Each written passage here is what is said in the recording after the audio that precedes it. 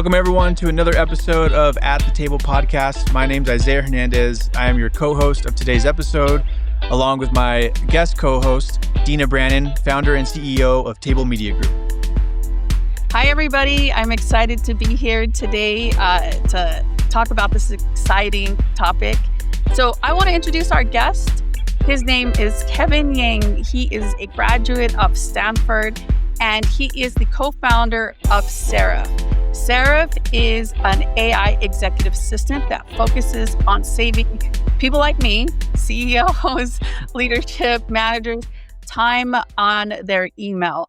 I'm actually not just the co-host today, I'm a client as well of his. I use the service. So this is why I really wanted to have a conversation with him. So Kevin, thank you so much for joining us. It's great to be here. Thank you for having me. Of course. So, can you do us a favor and just give us a little bit about yourself, some background about you and Serif, and then we can, kind of get into our questions. Yeah, of course. I can let me do like an abridged background. Sure. So I'm Kevin. I was born in North Carolina. And then when I was like 2 or 3, I moved over to Arizona. I spent most of my childhood growing up in Arizona. Here's like a couple funny stories, a very quick one. When we moved to Arizona, right next to our house was a dairy farm. And so driving home, it smelled like crap. And then went back a couple of years and the dairy farm was removed and it's Lockheed Martin. And so you can imagine. Oh, wow. Yeah, it's completely changed. It's like Orbital across the street. You got Lockheed here, like Intel, PayPal. Like it's kind of amazing how much has changed in the past couple of years. But yeah, I would say my kind of childhood growing up there, and then I'm out here for school. Went to Stanford, kind of undergrad, studied CS, and then have somewhat stayed in the Bay since. So that's a little bit about me, and then kind of the story about Serif is it's quite personal actually. Like when I was a kid, my dad had an accident and he lost his vision, and because of that, I would have to constantly go over to his computer and help him kind of just do the most simple things, like lost a credit card and it took him half a day to figure out how to get a new one, and it ended up just being me doing all of these tasks for him, almost like me being his assistant. And so kind of growing up, I just had this feeling that like most software was crap and like we need to be building things that just help people. And so that kind of instilled in me this feeling that like I want to build things that just help people, or like make life easier. And so Serif is almost like the culmination of all these kind of lessons. And like we said in the beginning, we call it like an AI executive assistant. And what that means is that we want to help you achieve that idea of peace of mind. Like we want to help you get what you want to get done. Make sure that like nothing falls through the cracks. Make sure that we can save you time on things that are kind of dragging you down, like email, and in the future more things. But there's a quick kind of like a backstory on me. I think what would be really great to hear, honestly, is kind of how this guest came up. Like, why did we choose Kevin? Like, let's get into that. So I agree. Okay, so Isaiah had this idea for a podcast because we're always meeting interesting people in our industry. My background is marketing and real estate. So I work in both industries, and a lot of the marketing we do is for real estate and mortgage. But Isaiah's had this really cool idea of just trying to get to other leadership and just talk about the things that are affecting these industries. And I am a big the minute I've been using ChatGPT since it first came out, like I think I've probably 3 months with it coming out, I started dabbling in it. So I have a lot of interest in AI and how it's going to change the world and how it'll make us better. What areas will we get worse at? So I'm really interested in. I'm always looking for opportunities. So I had actually been looking. I get 100 emails, 2 companies, emails from everybody, and I was just getting way too many emails and it was hard for me to keep up with those emails. So I had tried, I think it was 4 different AI email services. And a lot of them organized emails. Some kind of started getting into drafting emails, but they didn't really do anything for me. I never saw a change in my productivity.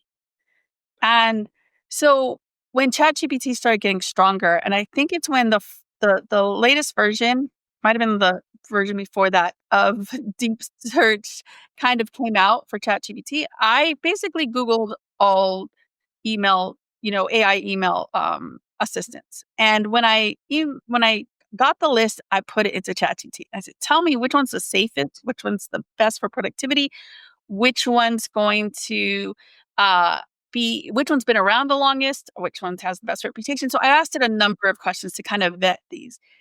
And one of the funny things is it came up with Serif, and I had never heard of Serif before. And I was like, that's kind of interesting. And you had checked a few boxes on ChatGPT. And so I decided I'll look into it, clicked on Serif, and thought, okay, well, I'll give it a try. And so I gave it a try. And when I first started with this, and it's not that long ago, this is how much progress this company has made. When I first started with it, it didn't even have Microsoft connected yet. And one of the companies uses Microsoft, one of the companies uses Google. So I used it with Google, the Google account or Gmail that I had. And it started working pretty well, but I had reached out to Kevin. It said the CEO, you could email the CEO on the website. So I reached out thinking I'm definitely not going to be talking to him. And he responded very quickly and said, hey, don't worry, it's coming out. But since that's what you need, I'm going to go ahead and comp this month for you so you can try it out and see if it works for you. And I thought, well, that was really nice. I didn't even ask for that. So then after that, I came up with another issue. I was like, hey, how does this work? And it was more of a question than an issue. I didn't understand how to use it. And, you responded again right away. And I was like, am I actually talking to the CEO of this AI company? Like, that is just not normal at all. Normally with AI companies, you can't talk to anybody. You get a chatbot for customer service. So it was just very interesting. And then you came back on and told me and emailed me randomly like, hey, Outlook's up. Like, you remember that I wanted Outlook. And so then I added that account. And just from where it started to where it's been, the tremendous growth it's had, I tell everybody about Seraph because I've seen a change in my productivity. Okay. And like I said, I use a lot of AI. I use every tool out there. I've used anything that can tell me it's going to save me time. And this is one of the only ones it has. So when we were looking for a guest, I told Isaiah, we have to talk to, to Kevin. Not only is he a super good person, just in general, the way he founded his company, the way he operates his business, he doesn't take the human element out of it just because he's an AI company. And so because of that, I was like, we have to talk to him. It's super relevant on what we're trying to do with Table and how we're trying to use technology and AI to advance our marketing. Like, um, I guess I would put it as trying to get more out of our day in marketing. And I think this really helps. And so it was a no-brainer for me when that came up. I was like, Kevin, can you do me a favor? Would you like to? And he graciously agreed. So we appreciate that. Very excited Uh, about this.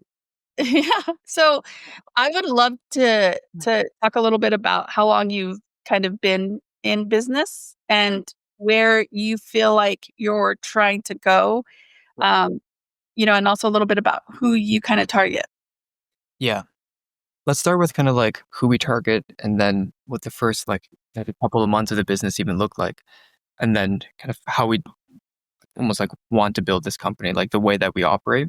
And so I think what's most important first is like who we build it for. Because that kind of like sets the culture of like the products, kind of everything. And so the best way that I describe it is we build for kind of the small businesses in the world that are kind of like facing other people. And so it's like client facing professionals that run the world. And the reason why I say like rest of the world is because a lot of times when you build companies in kind of like Silicon Valley and tech, you end up building for other tech people. And so you see a lot of these AI email assistants or even like your AI assistants in general build for like the little bubble, which is here in like San Francisco. And then you just end up with a ton of products that are way too confusing and are not able to be used by kind of people actually running their business. Because you're running your business, you don't really have time to like figure out how to like connect like a new automation to something. You just want something that like really can actually help and like understands you and like integrates into your life seamlessly. And that's a lot of kind of the product decisions we've made are stemming from kind of that persona.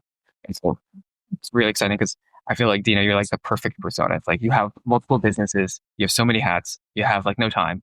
And it's not like, I can't go to you and be like, here, sit down with me for like 2 hours, with a new thing. It's like, that's just not something that people are open to doing. It's more like, let me just get this thing where you can click a button, trains on you, secure it safe, but then it just integrates into your day to day. It's like you just use email like you normally do. The drafts are there. You can save time. And then over time, like as we get more advanced, then we can kind of like do more things, but we have to earn that kind of trust first. So it's kind of like who we serve. And then back to kind of this idea of like how long we've been around, like the first couple months, it's probably been about a year.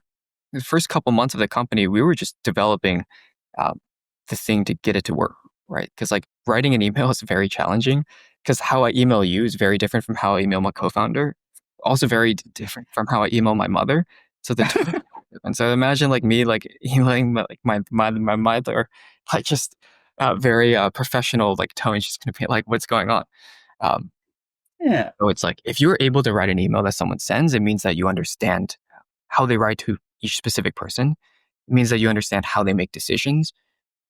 Also, kind of what their business context and like facts are. Like this pricing is like this for this product line. This pricing is like this, and as well as kind of like preferences. Like these are the kinds of people that I like to kind of schedule ASAP, and these are the kinds of people that like maybe if I have time, I'll schedule. And so there's a lot of these like it's almost like you have to build a clone of yourself in order to do email correctly. And so for many months, it just wasn't working. And we just went through so many iterations until it did. Um, and it's so surprising. Like, I don't know how you found us. ChatGPT is like kind of crazy because we're starting to get traffic from there. We're starting to build that brand. But like, you kind of came in to us at like the perfect time where like things were starting to work. And now it's like, works in Gmail. Let's bring it to Outlook. Like, it's like start to like really expand. But that's been really fun. Well, I also think that our relationship was built on being founders and like kind of newer founders and on these companies. And so the beautiful thing about this is we've picked each other's brain a lot on a lot of like things that are happening. I've been able to be a case study for you guys and tell you like, hey, what if it did this? Or what if this happened? Or even the industries you're going after, because I think two of the biggest ones are marketing and real estate, which just happens to randomly be both of the industries I'm super involved in and run. And so it was such a perfect fit. And I loved how interested you were in those. And so it's been super amazing. I can tell you that, I've used, I've got my business partner using this and Serif and in another company. And it was kind of funny because we can see our serifs talking to each other. And when we do that at the end of our email, we'll be like, you just got serifed. Like, it's okay. We kind of say to each other because it is, when you say that it learns and it develops, like I think what people don't understand is the level in which this acts as an assistant is insane. So here's a perfect example. I'll get an email. Within less than a minute of me getting that email, a draft will show up and it'll say, "Hey, here's the suggested, here's what the suggestion is for the response." Not only will it write the email for me, it will check my calendar if there's dates involved. So it'll check my calendar and it'll tell me and it'll respond saying, "Hey, Joe Smith, here is my available time to meet. You can pick it." And it's because my calendar is connected to it. So it actually can search that. Secondly, if it's unsure, it'll give you options. It'll say in all red, you can either do this or you can do that. And then it'll write 2 different emails for you. It also, on its own, and this is like the thing that people always like, wait, what? On its own, it will copy people that it thinks should be involved. And it'll set that rule for itself. So perfect example is my art director is Tyler. And if there's any emails from video, it will automatically copy him so he is in the loop, or it will defer to him and assign the email saying, "Hey, Tyler, can you check into this?" I've never seen anything do it. And the level of accuracy in which it does it is insane. Now, this is without me setting up anything besides connections. Okay. It learned this all on its own. And yes, it does take a little bit of time for it to do that, Mm-hmm. but it literally figured out who I was and does it better.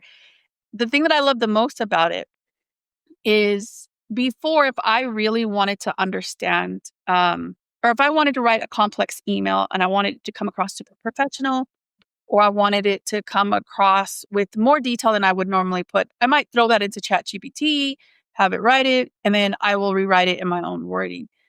This has a different writing style than ChatGPT. You can spot ChatGPT emails or posts or any writing a mile away. Okay, at least I can. Um, Especially if you're lazy with ChatGPT. There, it doesn't do that. It literally starts to. It doesn't overdo it. It doesn't use language I normally wouldn't use. It really starts. It gives you a perfect balance, I feel, of me plus adding maybe a little more professionalism in there. Maybe at times, maybe I want to write a gnarly email, but my Serif holds me back and will It'll make it a little more professional. restrain you a little bit. Yeah. Yeah, it pumps the brakes on me a little bit. So it's just, I don't know, Kevin. I think you guys have done an amazing job at really figuring out that balance. But I think um, the speed in which it learns, I think, is really crazy. So one of the things I think is really important for us to kind of discuss is there's people who are always skeptical of AI. Like the thought of a founder or a CEO turning over their inbox to somebody, is very concerning. And so I think they don't understand sometimes, the level of productivity that it will give back to you, the amount that makes you stronger and faster. So what would you say to people who think that AI is replacing them, or now I have to fire my assistant because I have AI. I have very different views on that. And I would love to hear from you on what you feel like AI is doing to kind of like the workforce, like, creating something like Serif. What does that do to the workforce, in your opinion? Yeah, it's a good question. It's funny because I think 20% of our users actually have human executive assistants. And so it's like, we're not replacing their human EAs. Like, their EAs are actually using Serif to spend less time on email so that they can do more interesting tasks. Mm-hmm. So if you think about our businesses, in comparison to some of these like other products that try to like replace a specific role, like we want to be almost like the right hand person to the kind of entrepreneur, to that like realtor, to that kind of like firm owner. We want to be almost a like superpower for them. Like they should delegate to us. We should be able to handle things. They should trust us, and we should be able to help them make sure nothing falls through the crack again. And it's closer to like making you 100x more like productive. Like we say like internally, our large vision is like if we're successful, one person plus Sarah should be able to run a like $1 billion business, right? Like towards like 10 years down the road, like we want to get to the point where like we understand how you make decisions, you trust us, and we're able to kind of negotiate on your behalf in the real world and almost like be your like microphone. And so it's a very different kind of ethos because there's a lot of other companies that are like, Mm-hmm. this type of sales role, like an SDR, sales development rep, who usually kind of finds leads. Like we want to build an AI version of that so that you don't have to hire more and you could replace them. And I think what we've seen is that like it's like some of those work and then some of what we're doing also works. There's probably going to be a mix of both in the future.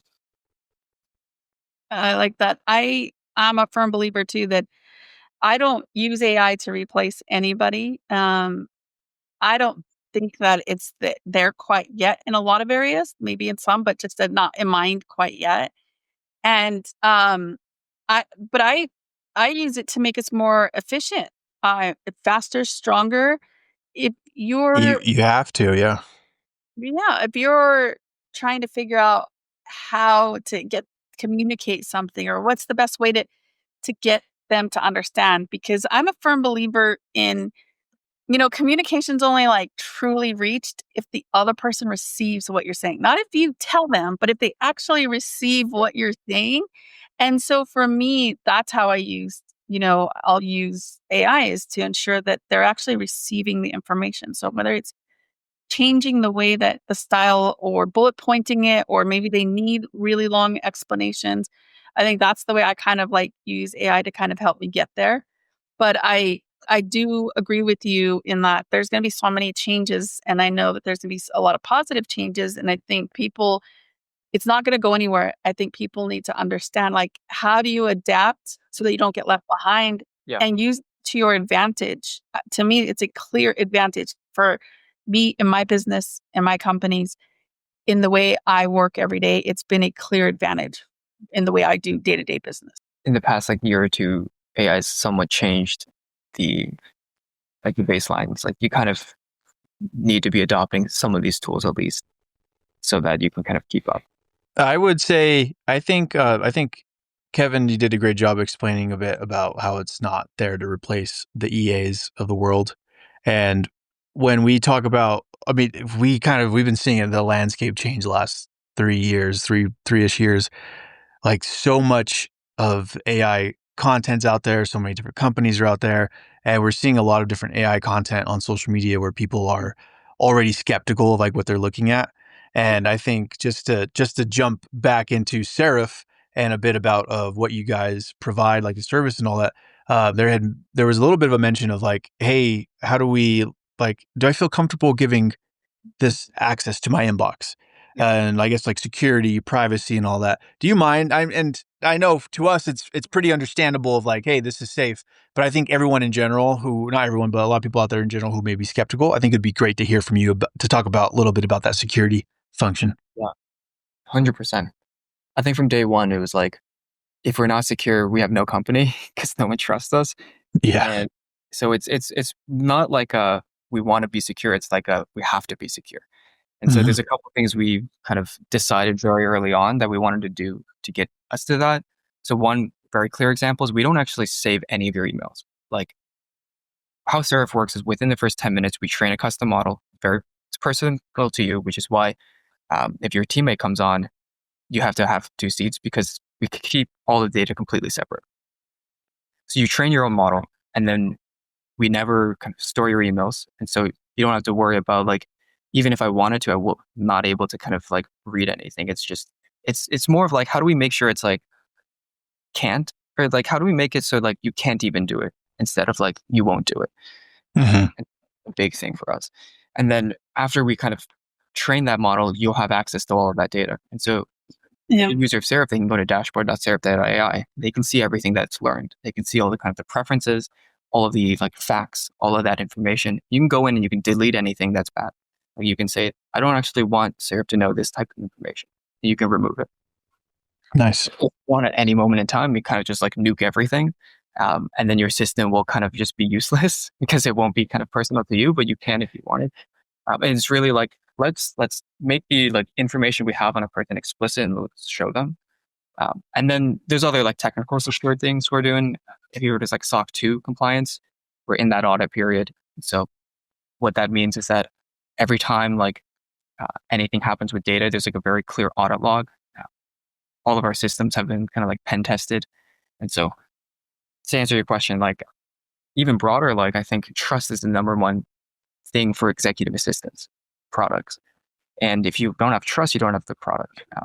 So it's kind of like our way to build trust, because down the road, we want to like use that trust to help people with more higher like agency tasks like scheduling or like automatically following up. And so the way that we think about it is like trust and reliability are like the top 2 kind of pillars.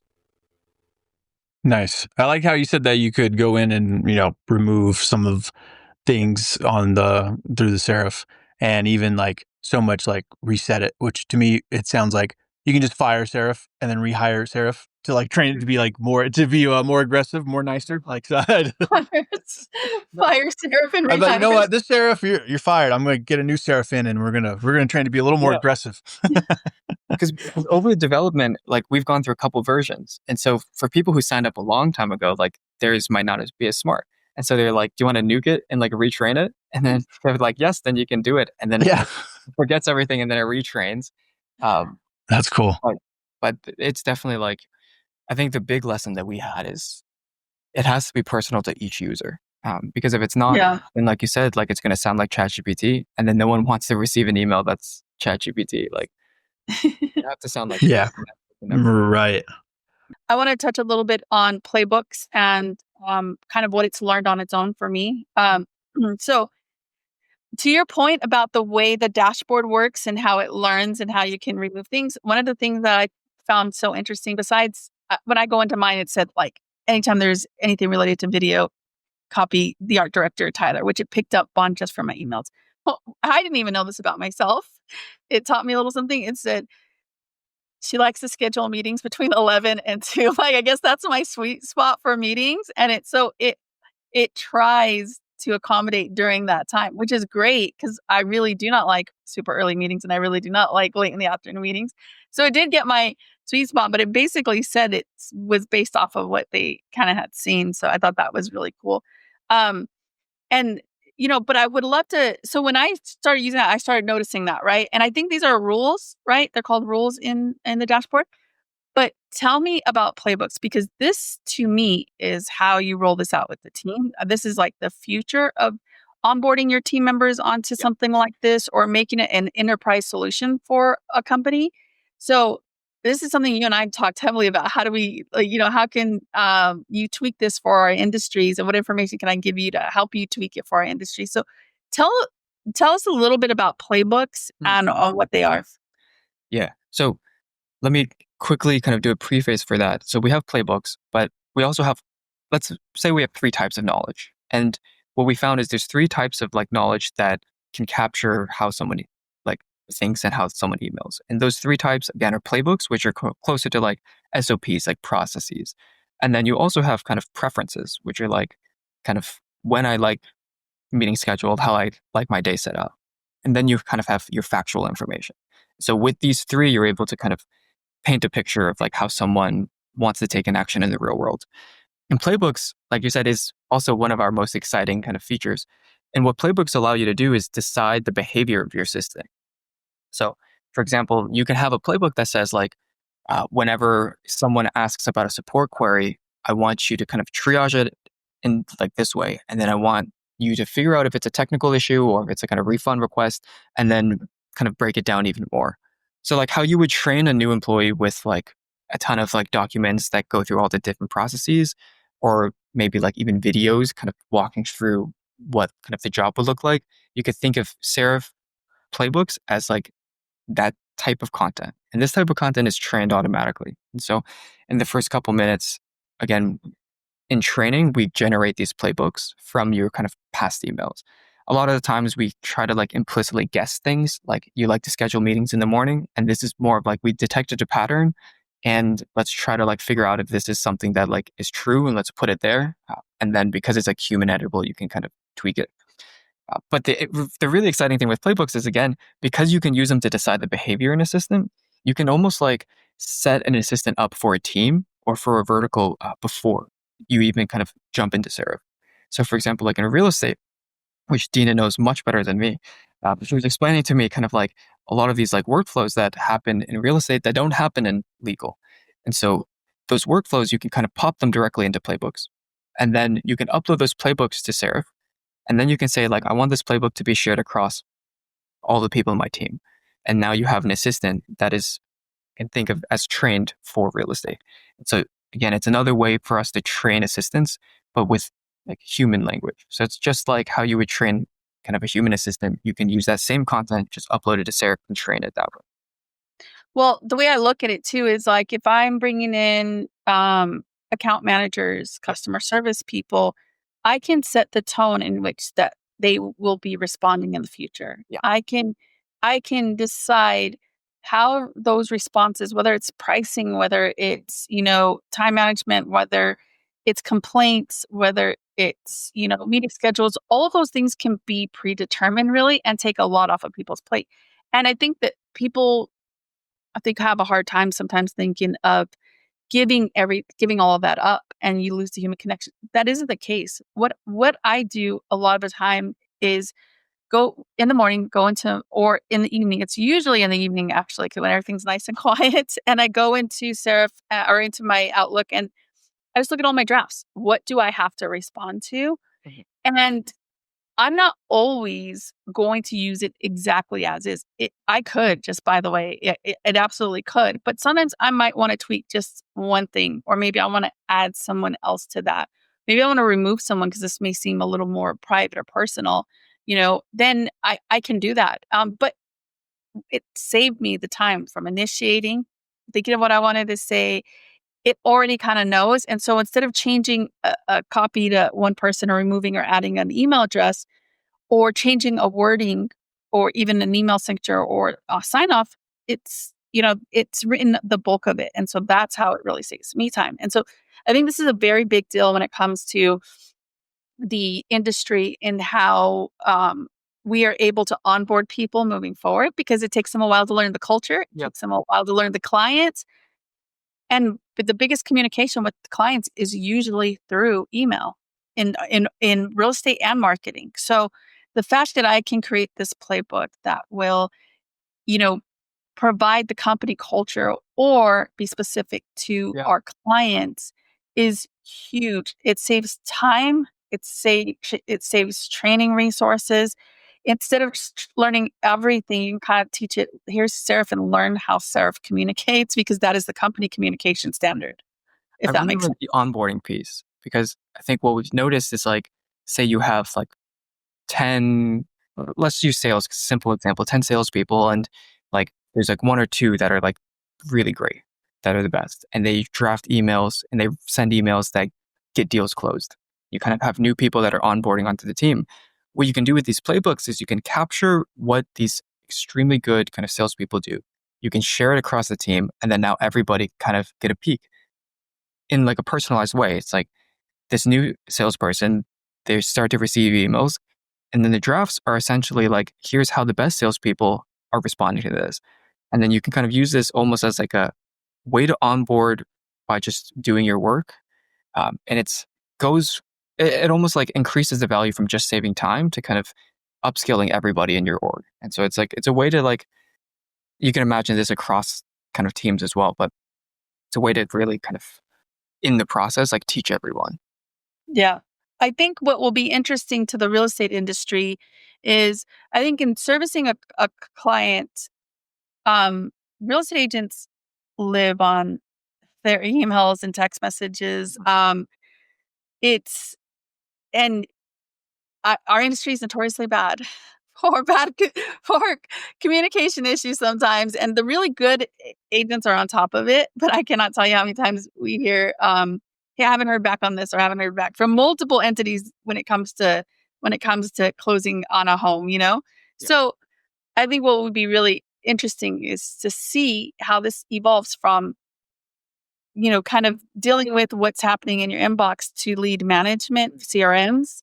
Yeah. That's a huge space in which I could see Serif being a big player in. If you can figure out how to connect and work with CRM so that real estate agents who are out there trying to get more leads using their CRM for that, or brokerages who are trying to recruit are able to use their CRMs for that, I could just see a really open space for you guys there too.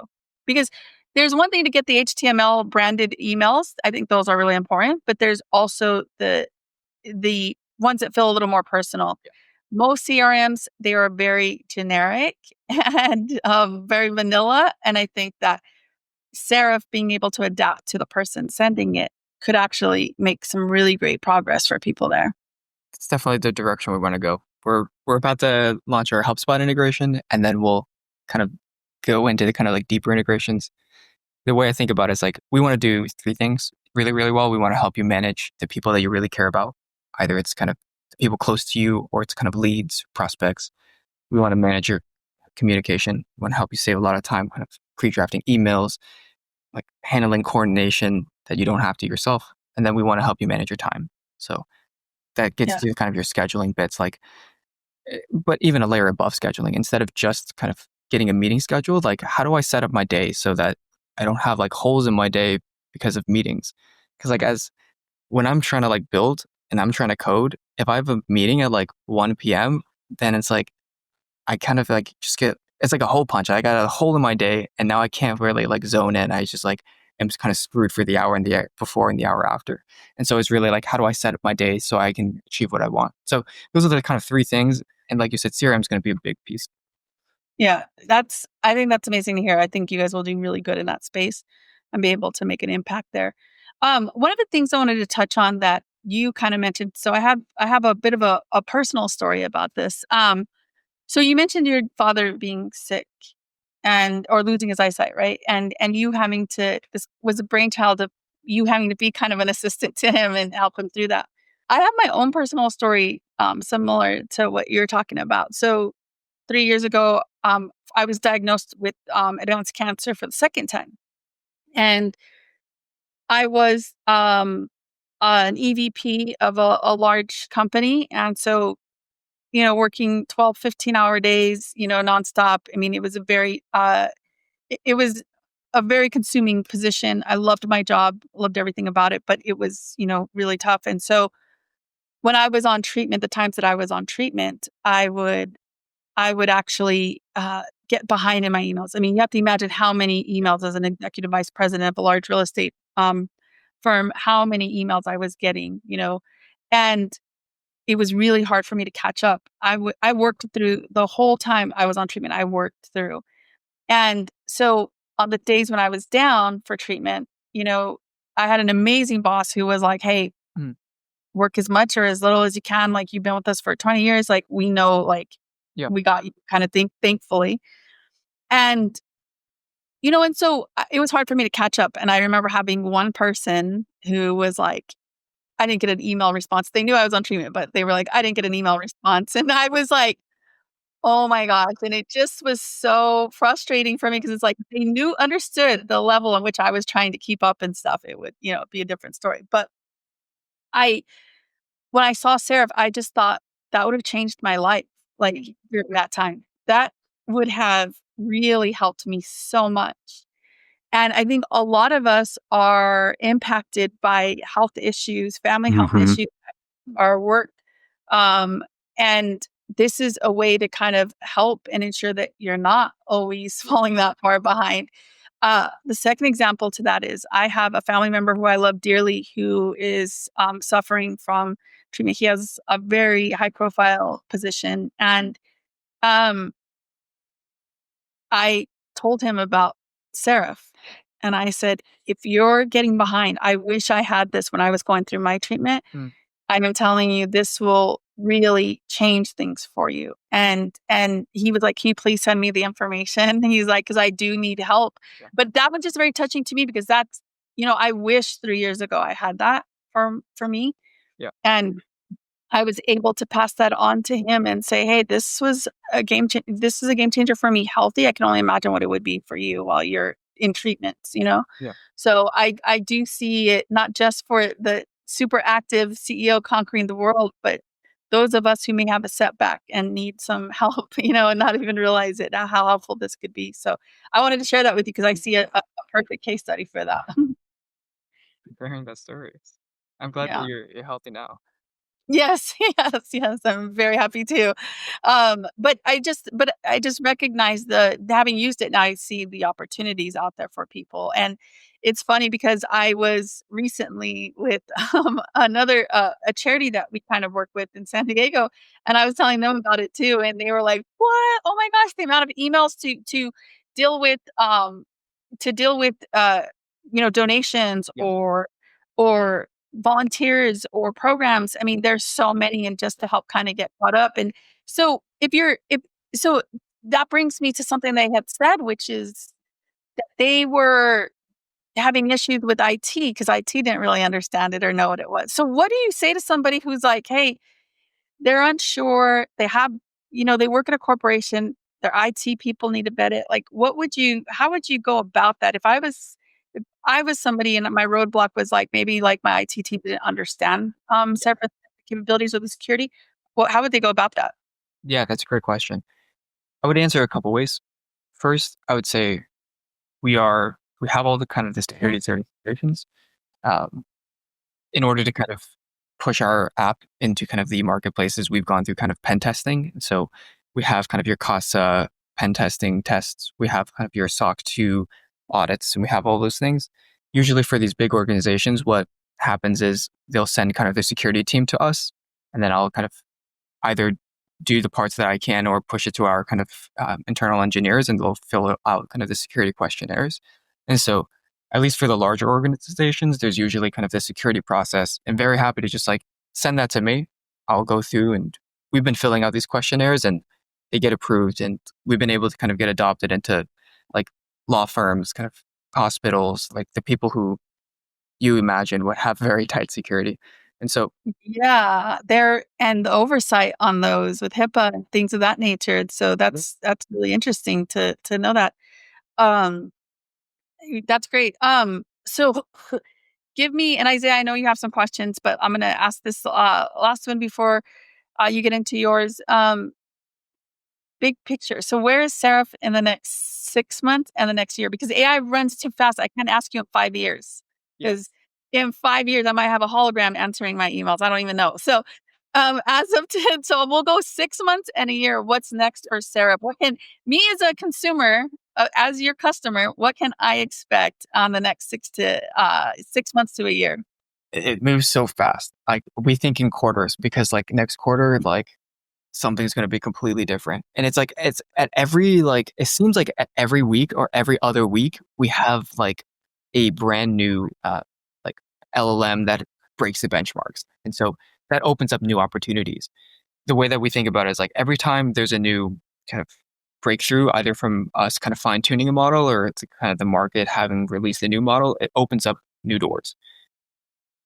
And all those doors, they kind of the thresholds are kind of trust thresholds. So what I mean by that is right now what we're working on is let me help you schedule your meetings end to end. And so instead of just kind of a scheduling draft, if I'm confident that I can schedule your meeting with 100% accuracy, and then all you have to do is say like, Serif, can you help me schedule this for next week?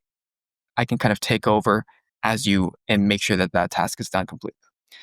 I'm not at that 100% confidence right now, probably at 90%. But 90% is not enough because if 1 out of 10 of your meetings kind of scheduled correctly, you would never use it. And so it's really like we have to get that trust bar. And so in 6 months, the way that I would think about it is we're very confident we can get the trust bar for three things: scheduling, reminders, and then follow-ups.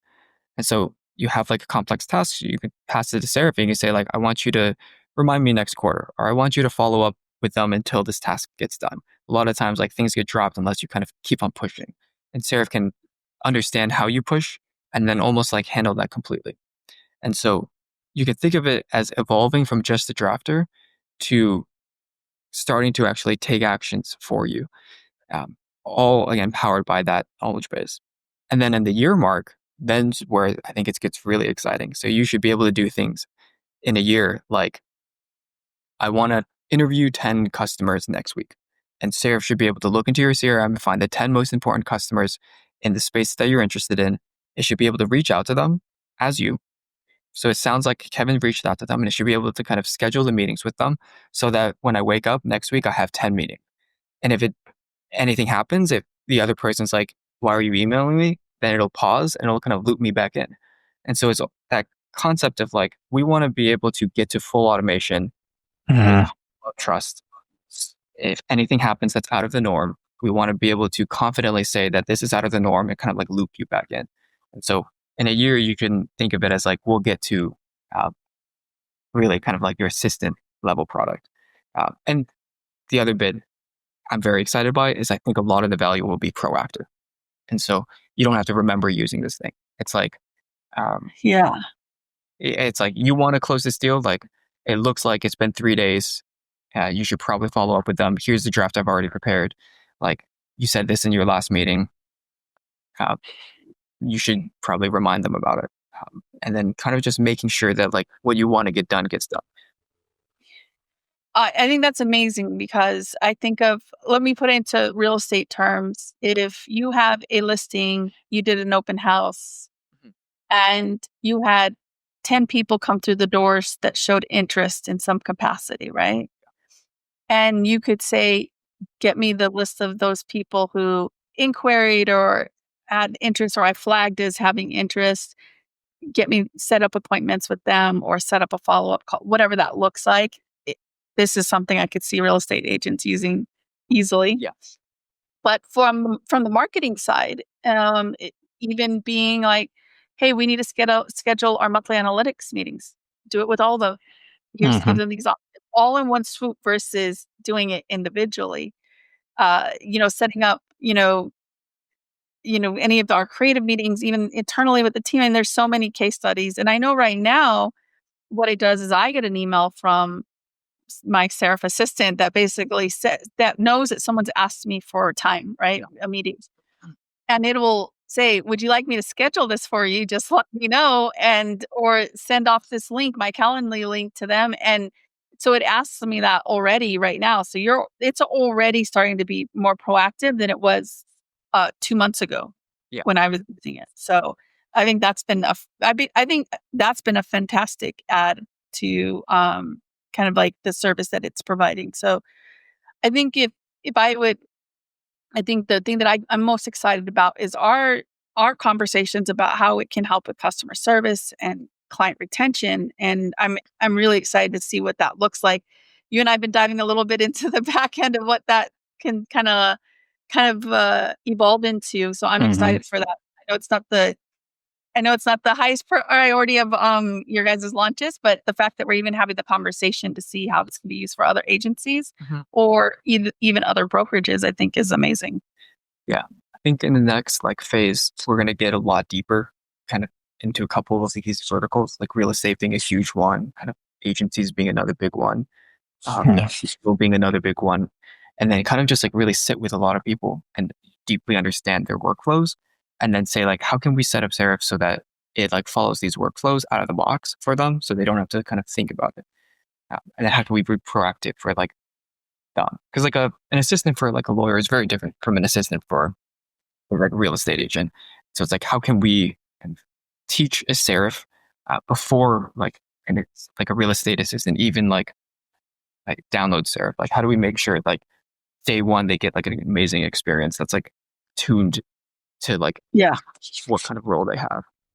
Yeah. And you guys were able to grow without really any marketing. When I first came on, I was like, what's going on with your Instagram? What's going on with your website? And I was amazed that you guys did really no marketing. Yeah. And you guys were able to grow as quickly as you guys have been. Not everybody's that lucky, but I mean, it just shows you have a really good product though. I mean, because I tell it to everybody I know, so I'm sure others do the same, when it comes to your guys' product. So thank you so much. Without people like you, we would not be where we are. I know. I think you guys will be doing a lot more coming soon though, because of where you guys are at now. The next push, you could just completely dominate this space with your product. You really could, just based on what I've seen. And I know Grammarly just purchased Superhuman, and there's been some other, what I've seen is other acquisitions in this space. Yeah. The fact that you guys are, kind of independent and really working on the best product. I feel like the product matters so much to you. When you talk about trust and you talk about ensuring and the way that you listen to concerns or questions. Yeah. It is such there's not those layers. And I know someday there will be, but I know it won't be until you have the product where you really want it to be, So I think that's great.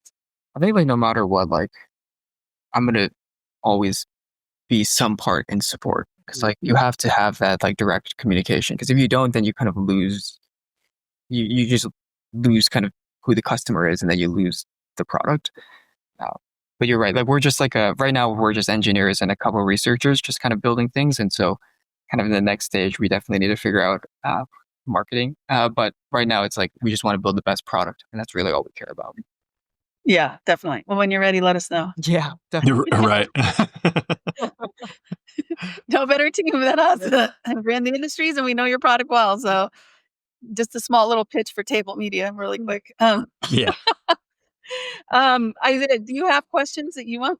Yeah, I do. I think we've done a great job learning about Serif and really seeing the value proposition and really answering a lot about it. So thanks for answering those questions for us.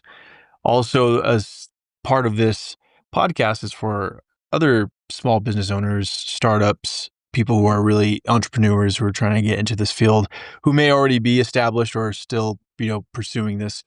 Serif is your second startup, correct? Okay. So from someone who's done this twice now, talk to us a little bit about some of the unexpected bumps that you run into. Yeah, I have a lot of unexpected bumps. That makes me feel so much better being a founder Yes. too. Hearing someone else. No, you don't know how many things that we've like built to try to get to where we are today. So many things have not worked. Like so before this company, James, my co-founder, and I, we actually started a company together right out of school. So right out of school, we started this company. It was called Include, and it was very similar, but it was kind of for the similar type of people. We were trying to build an automation platform. So we wanted to automate again stuff on the internet, and like that whole journey was a huge learning experience. And for example, like in the beginning, because we were just engineers, we wanted to build cool technology and not solve problems. And so that kind of led us astray very quickly. And what ended up happening is we kind of built this very, very powerful hammer. And then we were like searching for nails to hit with it. And so we were like, which nail should we hit this week? And then it just turned out that we weren't hitting any nails because there were no nails that needed this hammer that we built. And specifically, we built this automation platform, and we realized that people don't really need to be automating random things. They need to be kind of figuring out how to stay on top of things. They need to be figuring out how to communicate, not get a new credit card every day. Right. And so there's a lot of lessons in how we build companies that we had to learn the hard way, because we spent a year kind of building this thing and trying to get it into people's hands. And we saw people use it and then drop off next week. And so there's a lot of lessons in kind of the way that we build technology now. And so now when you hear me talk about things, it's always let's pick who we want to build for, kind of the real estates, kind of the business owners of the world, and then figure out where do they spend their time, and then figure out what can we build for them. And it's kind of a shift that took me quite a while to figure out. And then I think there's so many other smaller lessons. Just one summer, James and I, back in school, we tried to start another company building AI for factories.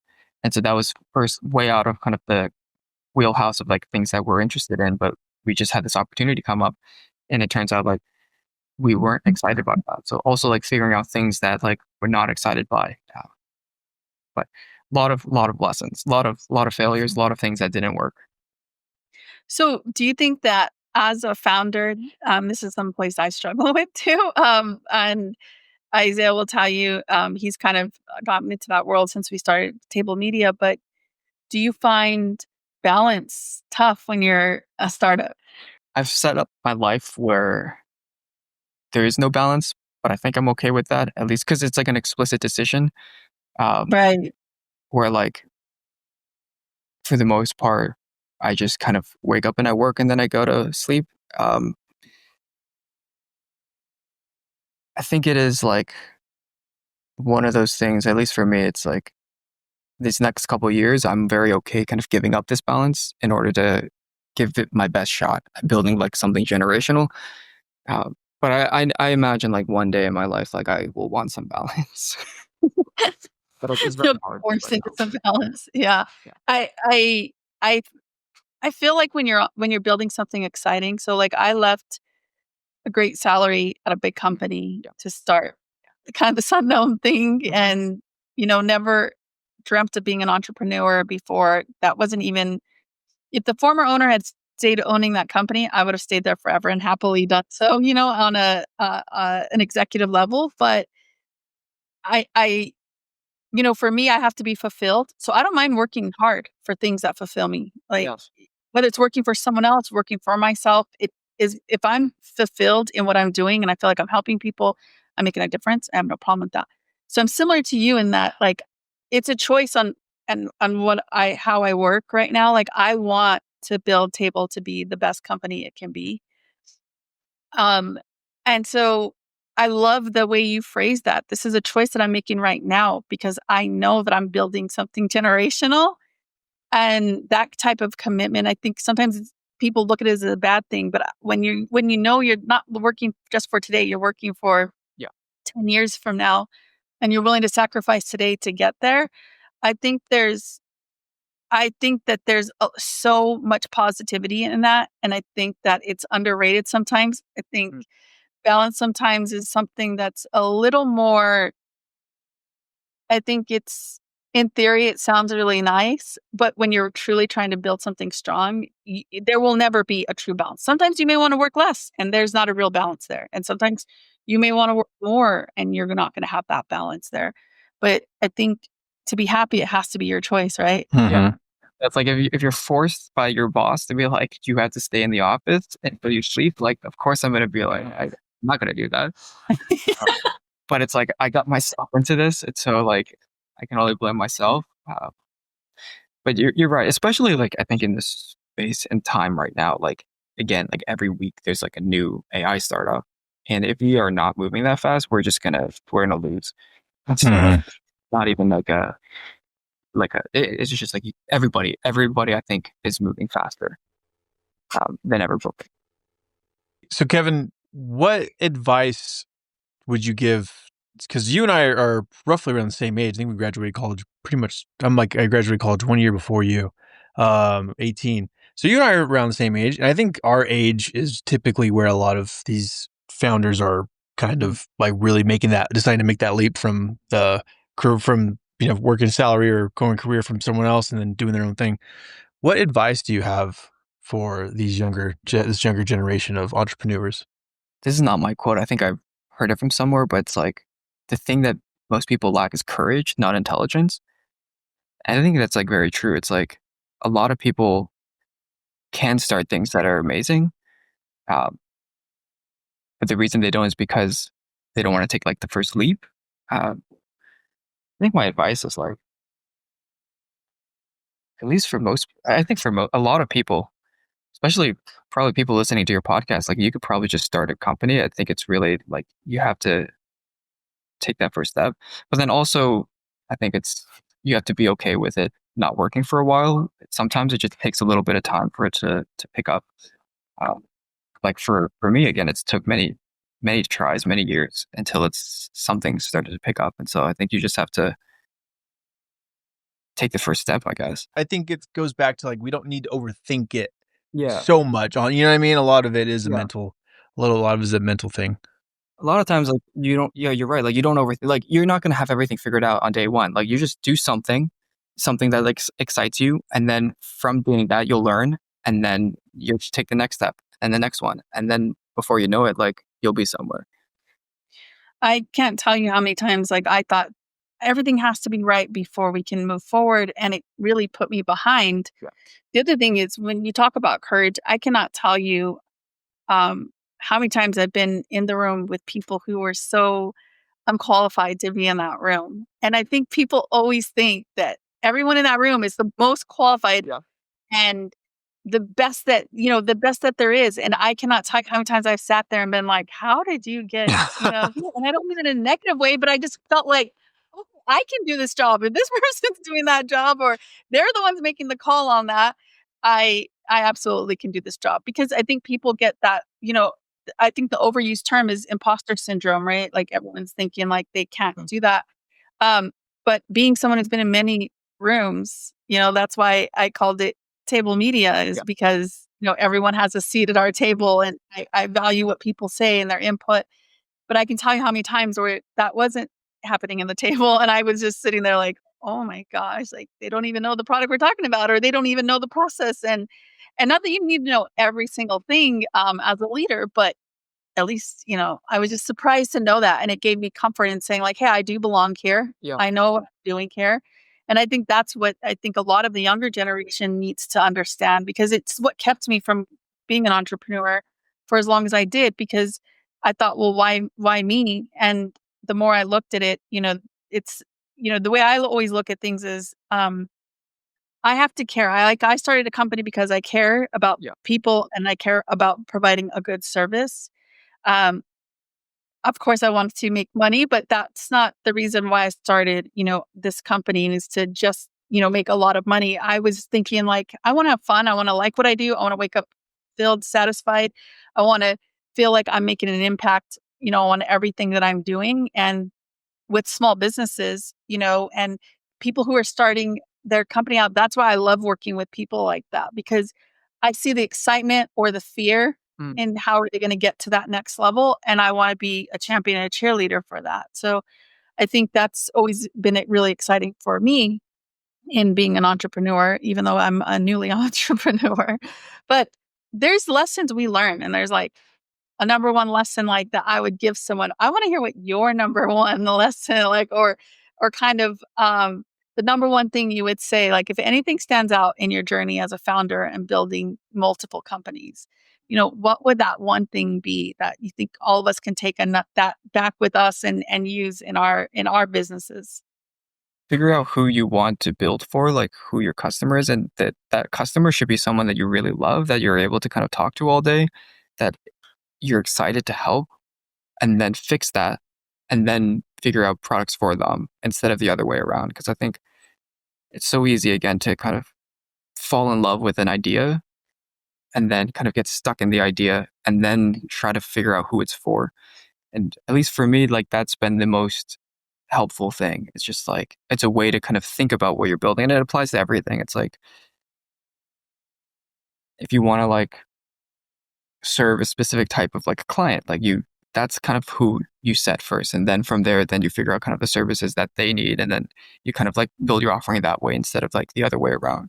Um, that's at least been kind of the thing for me.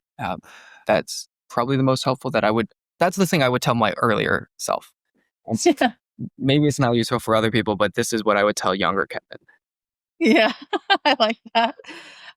So I know that AI is everywhere and it's very easy to get lost in the noise Yeah. of AI.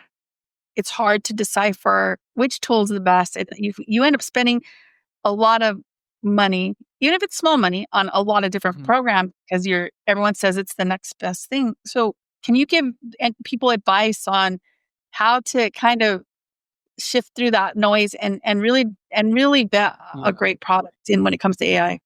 That's a great question. There is so much noise. It's because it's like so easy to take ChatGPT and like they call it like a wrapper, just like a little like interface on top of it, and then like go viral on social media, and then you just have like 100 of these. Honestly, like my biggest advice is just really learn one tool really well first. Like learn ChatGPT really, really well. Like figure out like how you can use it to not only write things, but also like think better. And then get super deep on that. And then I think you can think of like the core time kind of sinks in your day. Like if you spend huge amount of time on kind of like in meetings, then you may want to then look for kind of like a meeting tool. But there's a ton of tools that are always kind of shouting at you. Don't try to like find the tool, or I guess my take really is figure out like where you spend most of your time. And then you can even use ChatGPT for this. You can say like, here's my calendar, like here's what I did yesterday. Like, and then from that, figure out like where you're losing a lot of energy, and then look for like a tool in that space. And then you can, again, because you've learned ChatGPT so well and like deep research, you can use that to kind of pick the right tool. So for us, like the way that I think about my own set of tools is ChatGPT, I've learned really well. So I use it to kind of learn, research, create things. The other part of my day is spent in code. And so there's kind of tools that I use. And so like in each of the spaces, there's kind of probably one or two tools. Cursor is the one that I use. And then the other bit of time I spend on email. And so that's kind of like where Serif is. And so like if you spend a lot of time in one thing, then you should look for a tool. And if you don't spend a huge amount of time in it, then it's probably not super valuable. And so just stick with like the ChatGPT and then master it. There's a very big kind of gap between like how a kid uses ChatGPT, which is incredible. Like my mind's being blown with like how people are using it. Like they're asking ChatGPT for like everything. It's like, should I eat this for lunch? Should I like go to my friend's party? Like, it's almost like it's something that runs their life. And that's like a different level than just kind of using it to kind of copyright. And so like really learn how to use it well. And then you can kind of like take that experience and kind of bring it to other places. Yeah, I think a lot of like my generation, we started using it more. I think for um, email ideation, like helping come up with ideas, some marketing. And you're right, the younger generation, I see it all the time, is like, oh, use this prompt to find out what type of person you are, or the people you connect with, or I have a really good friend, and I told her, put it into ChatGPT and ask it, am I wrong in the way I'm seeing this thing? It's part therapist, it's part friend, it's part business coach, it's part, I think business partner at times. I think it could be used for so many things, and it's only going to expand upon that. So I think that's pretty interesting. I mean, you're 100% hit it on. The younger generation, they have a built in friend kind of that they're asking these questions to. So Yeah. And then I guess the other one I would say is like pick a tool that where you trust the team that the tool will kind of grow and improve. And so if you pick kind of a tool that works today, but maybe they don't care about it too much in 6 months, like then you're going to have to figure out how to use another tool. So you don't want to constantly be like learning things. Like pick something that like either the team really cares about, or is someone in your industry like kind of backs it. And then each of these tools will like ultimately like grow. And so like they'll start to do more and more. yeah, I think that's important. I think one of the things in choosing the right tools is that the company is focused on Yeah. The thing. expanding, growing, or making it better in some way. And you can tell the companies who don't. I mean, when you ask for a feature or you see that it's been asked multiple times Right. and it's still not there, they'll that it's struggling in that area, especially when it comes to AI. The speed in which the capabilities are expanding are so vast and so quick that if you don't see an AI company adapting, then it's probably one of those ones who've kind of, like you said, I think you called it like a rap or a rapper, or kind of, I don't know the term, but Rapper. yeah. So, and that was the opposite of my experience with Serif. You were growing so fast, it changes all the time. I mean, I think there was one time where I was like, hey, this changed. And you're like, yeah, we're literally sending out the email today that but I picked up on it so quick because I use it so much. And I thought that was like amazing. I was like, oh my gosh, like this has changed so much. So I just have to really commend you on what you've created. And I have to commend you on the speed in which you're creating. And tell you that you've made a phenomenal product that is impactful. I'm your perfect demographic, not only in industry and company size. I'm a small business owner. I'm trying to, I run a team. I'm trying to incorporate all these things, and I'm also very interested in AI. So, I kind of tick all those boxes for Serif, but I just, for what it's worth, from one customer, I will tell you that it's been impactful and it's really made a difference for me at Table Media. Amazing. Thank you so much. You're definitely like the perfect customer. Like this is who we build Sarah for. It's like we want to like help people like you in the world. Hopefully help everyone like you. And so that's kind of like. Well, there's a lot of me's. I know a lot of people who need this help, and I keep trying to tell them. And I think it's the barrier of getting over the thought of something being in your email, and hearing a lot of what you said. I hope this encourages people to try it out. Give it 30 days. I always tell them, don't go less than 30 days. If you're going to try it, give it a full 30 days so it can truly learn how to help you more. If you're giving it less than that, you're really not giving it time. And it's a monthly subscription, so you might as well, And so I think I think everyone should, I hope that everyone tries it out. As long as it doesn't keep you too busy where you can't answer my emails. It's okay. You're the start in my company. Yeah, I'm sure your Sarah was like, when Dina emails, make sure I was kidding. If a random person. I get hit up all the time because I'm on LinkedIn. So, people see CEO or founder. So, the emails I'm talking about. And I'll get emails that say, hey, can I just set up 15 minutes to explain this product? Or um, is there a way and especially for maybe people who are a little more high profile or have to be way more protective of their time, is there a way in which Serif recognizes that this is not someone who's emailed them before, not someone they've connected with, and can kind of put guardrails on that or act as a barrier before someone can read that? Yeah, it's a really good question. So we call this kind of like, let's say, just like cold messaging, like cold spam. We actually purposefully have like a AI kind of labeler that triages those into a label that's called like others or marketing. And so at some like crazy numbers, every day we process 1 billion tokens. So you think of it as like 1 billion kind of like words around these types of emails. And so we kind of filter it out into like a label that's like others marketing. And if you wanted to, you can go in and see everything. And if you don't, you kind of have it skip the inbox. And so you don't have to kind of like Serif will put those there. So it won't kind of auto schedule those. It'll really just say like, this is probably not super important. If it is like an important person, then it'll definitely not be in there. It'll probably be in kind of like an FYI or needs response label.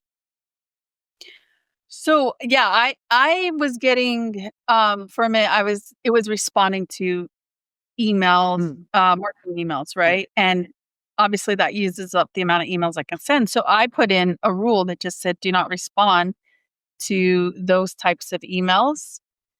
And then and now it doesn't. And the same thing goes for Monday.com. Yeah. I was getting notifications like, hey, a team member had commented on something and it was responding and I didn't need it to because it doesn't go anywhere when it does that. So I set up something that said do not respond to those. But I know you and I are also going to be working on how we can incorporate that, which is great. So I I think I've seen it work that way. And so what would you suggest? Is it a playbook? Is it a rule? What is the best way to filter that out? Or is it just labels? Like you said, is it literally you just go in and label it and then it'll automatically pick that up? So the automatic label will pick it up. But one thing that we've tried to do is you can just email Serif as well. So you could just email Serif, like you could forward this cold spam to Serif and say like, just stop responding to this stuff like this. And then Serif will figure out what it needs to create. Like oftentimes it'll create a rule. Sometimes it'll create a playbook. But depending on kind of the information that it needs to learn, it'll figure out what it needs to do. And so I actually tell a lot of people, like, you don't actually ever have to go into the rules or the dashboard or the playbooks. Just email Serif and then Serif will learn. And so we try to like keep it to be like, you do your work in Gmail, you stay in Gmail, you shouldn't have to leave or Outlook. And so that's a good point because out of the box, we're not 100%, right? And so like a lot of times stuff will fall through the cracks. And that's kind of where being able to teach Serif helps you get to like higher accuracy. I have an update request for you now. Can I name my Serif? Can you create it so I can name my own Serif, my own assistant? And then that way when I email, instead of Actually, Serif assistant, now I can start calling it something else. let me write that down. That's a great idea. I could be like, you know what? Let me have Lucy look into that for you. And then they'll get an email from Lucy. Actually, that's interesting. We will probably have something like that. I love that. Okay, perfect. All right. Well, today's been super informative and a lot of fun. I appreciate your time. I know you are very busy. And I think that for anybody out there looking for a great tool, please come check it out. How can they look for this product, Kevin? Yeah, if you just go to the domain serif.ai, or if you just Google serif.ai or Serif AI, it should take you right to it. Exactly. Just like his hat. You can picture the logo because it's Times New Roman. Yeah. Yeah, if you're watching this on video, you're going to see we're true founders wearing our logos on our hats. If you're not, then how you can get to it is Googling serif.ai. Mhm. And if there's, I really implore you guys to try it out. I think this is a great program for founders, for real estate agents, for marketing professionals. do yourself a favor, save some time with that. Thank you so much, Kevin. We couldn't have been happier. Thanks for being a great product for Table Media, and also a great person to be able to a great colleague now that we get to kind of work together and pick each other's brains. So I really appreciate that. Thank you so much. Man, it's been so fun with you guys. I think big part of building Serif is being able to work with people like you guys. That drives me, and it's been really great. Thank you. That means so much to us. So until next time, thank you everybody for listening, and we will talk to you soon.